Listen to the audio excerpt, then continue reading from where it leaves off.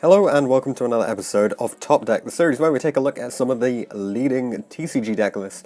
This time we have Jonathan's list from the Swansea Regional, where he took 12th place to top 16, playing Thunder Dragons with some interesting spice within this deck.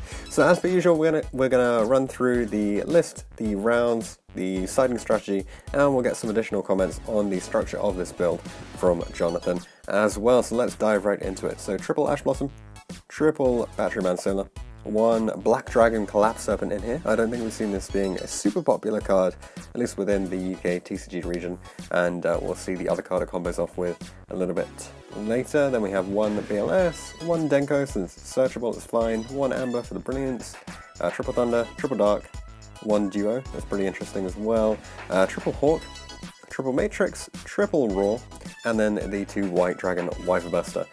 So this goes with the Collapse Serpent. If you don't know, these guys are essentially mini Chaos Dragons. So for the light one, you banish a Dark from your grave in order to special summon it. You can't normal summon it, and if it leaves the field, I think, or if it's sent from the field to the graveyard, then you get to search the other one. So if you have one of your, say, Dark Raws in the grave or Dark in the grave, you can banish it for the Wyverbuster. That will trigger your search effect or your summon effect, and then after that, when your Wyverbuster goes to the graveyard, you'll be able to search your Collapse Serpent and so on, which is pretty nice to see. Triple Burning Fusion, triple Gold Sark, triple Instant Fusion, one Reborn, double Thunder Dragon Fusion, and making it 43 cards here with triple Infinite Impermanence to go on top. So for the extra deck, it's mostly pretty standard here. So Prismora for the Brilliance, Kaminari attack, Thousand Eyes, triple Colossus and double Titan, and one Borrowload, one Phoenix, one Unicorn, one Linkuriboh, one Sayuja. This is probably the most sort of atypical thing here, but interestingly you can sort of link off your mini Chaos Dragons for it, and then double some Summer Summoner. And for the side deck, one Denko, double Ogre, triple Mind Control, triple Twisters, triple Evenly, and triple Rivalry. So that is it for this list. Let's go on to the siding strategy next. Okay, so for the siding strategies, the first one we're going to look at is a very spicy Danger Dark Lord FTK siding strategy. And going first, basically what you want to do is you want to side in your win die roll, and for going second, you side in your prey. So yeah, there's not an awful lot you can really do here. You just have to leave it up to chance, essentially, and hope that you get some good picks when you're rolling those dice. For the mirror match, no changes when going first, but for going second, put in those Mind Controls and those Evenlys, got out the big boards, taking out the Duo and the Ash here, and you must be taking out the two other cards, but I guess it's really dependent on what you feel like at the time. Then for Sky Strikers, going first, you put in those Rivalries, stop them from making their plays off of their Warriors, taking out the Duo, the Reborn, and the Matrix. One Matrix seems pretty stable, pretty standard there. Then for going second, put in the two Ogres and triple Evenly. You can out the multi-roll with the Ogre, obviously, and out the back row with the Evenly. Taking out the Duo again, you know, you don't really want to be destroying them by battle, so it makes sense to take this out, and actually taking out the mini Chaos Dragons and the Monster Reborn as well. For against Altergeist, this is probably one of the hardest matchups. Obviously, you're putting in the Denkos, and Triple Twin as well, because you can just out the back row slightly slower than usual. But you don't want the Evenlies going turn one, obviously, because it won't be able to resolve after you start establishing your own board, which is entirely necessary for this kind of deck. But when you're going second, you can put in those Evenlies as well. Then for Trickstar Striker, so going first, you can put in those twins to just trigger off the reincarnation without it actually doing anything to you. Take out the Duos, the Reborn, and the Matrix. For going second, putting in the Evenlies and double Rivalry, that seems pretty useful, because their board, it doesn't tend to have an awful lot in their first turn, but later on it starts to gradually build up more and more, so you can actually have that Rivalry put in some serious work there. So for the rounds that he played, round one he went up against Trickstar.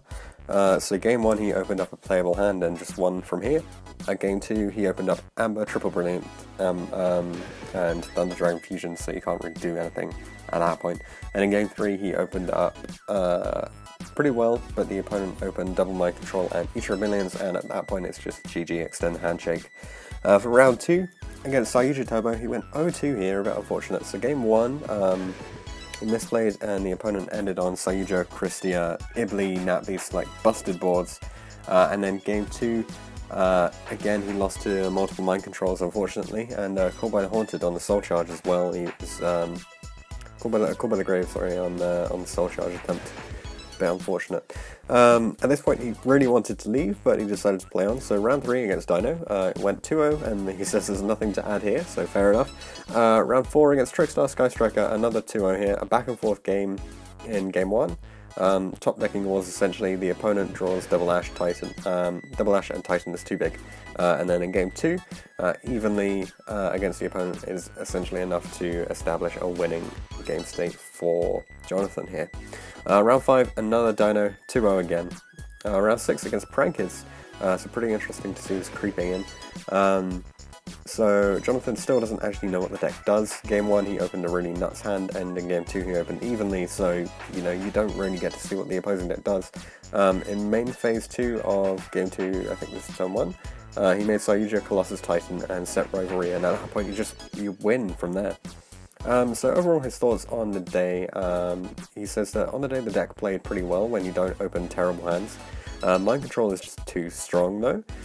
He would drop the Duo, the Reborn, and only play 2 Hawk for the next tournament. Duo just seems to brick, seeing too many Hawk in an opening hand doesn't really help much, and Reborn isn't super useful unless you've already started going off, so pretty understandable there. So I did send him a few questions as well, so we'll just run through those now. So I started by asking him how the event was overall in terms of location and people, etc. He said that it was a really good event. There seemed to be a large delay between rounds, which is quite nice in terms of getting yourself reset, but he feels like the event could have started a lot sooner as they were all sat around waiting for pretty much an hour beforehand. As for why he decided to play Thunder Dragons, he really likes the deck and he tested it a lot. He expected to play more Striker variants though, and who doesn't like destroying people with Floodgates? In terms of the build itself, why did he decide to play the 1 BLS and the 1 Duo? He said that basically the BLS is really strong within the mirror. Non-destruction removal is absolutely key, though you don't really want to see it in many opening hands. With the deck you seem to power through a lot of the cards very quickly and you end up digging to your BLS whenever it's needed anyway. The Duo is basically a searchable Chaos monster, although he would cut it in future builds as the card never got summoned. As for the number of cards here, you can see he's gone for 43 card main deck instead of 40. Just wanted to know if he would ever cut it down, but it doesn't look like, it seems like he's pretty happy with the way that it is currently. In terms of the Sayuja, which is probably the main flex slot in the extra deck, it's one of these things that's not super typical and it could potentially change. But he decided to go with it because it lets you dig deeper into the deck, which gets you to, which allows you to also use your baby Chaos Dragons, so you can summon those, turn them into a Sayuja and keep going. Also, you can use the Batteryman Solar for it as well, which is pretty cool. With combination of Thunder Dragon Fusion, Sayuja and Thunder Dragons, you can trigger Titan's effect like 6 times a turn, which is pretty busted, and the 300 bump can actually really help end the game a lot sooner. The alternate would be 3rd Titan or a Gustav Max for the 2000 burn after you attack with 2 Titans, which would deal 8400 damage, which is kind of busted. As for switches of anything in the extra, he says that he's seen builds cut the instant fusions, though he finds it too good and out to certain boards to be taken out of this list, and it's also a starter in other hands, but he'd keep the extra pretty much the same until he was proven otherwise, to be honest. The side here is also pretty well established in terms of its contents, to be honest, but why did he opt to run the Ogre rather than any other hand trap? He mainly used the Ogre in the Striker matchup for the multi-roll when you're going second. Other than that, there didn't seem to be too much use for the card during the event, so couldn't really comment on whether it should be changed for anything else, to be honest.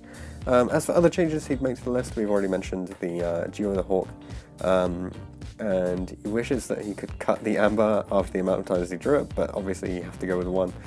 Maybe if he got a DT copy, then it would stay in the deck a little bit longer. Maybe not. We'll just have to see. As for the hardest and easiest matchups for the deck, hardest matchup, in his opinion, is Altergeist, as Meliseek and Bouncy Boy do too much against Thunder Dragon. The easier matchups are probably things like Dark Warrior and the Striker variants, because you just stop them from adding any of the cards and then they can't play from that point. As for shoutouts that he wanted to make, a few shoutouts, one to Darren Stevenson for telling him to get good instead of just having all of the cards, shoutouts to Wayne for finding cards that he couldn't dig out of his bulk at 5 in the morning, a shoutouts to Sam Goyne for bringing the Saiyuja, and to Rob for the Borrow Load as well. A shout out to Hanif, who needs to learn to win his final round so that he can top 4 instead of coming 5th. And also shout outs to Martin and the guys at the Hobby Vault. The work that they're doing is really helping to develop the game in the area. So thanks very much, Jonathan, for coming on. Congratulations on making it into top 16 at the Swansea Regional with your Thunder Dragon list. Some interesting stuff in here and definitely a lot that we can take away from this. So if you're interested in having a go with this list, remember you can pick it up by just dropping down into the description. There is a link to this list so you can plug away on Dueling Book right away and have fun with it. Thanks for watching this video, and I'll see you guys in the next one. Thanks for watching this episode of Top Deck. If you have any comments or suggestions that you would like to make, leave them in the comment section down below.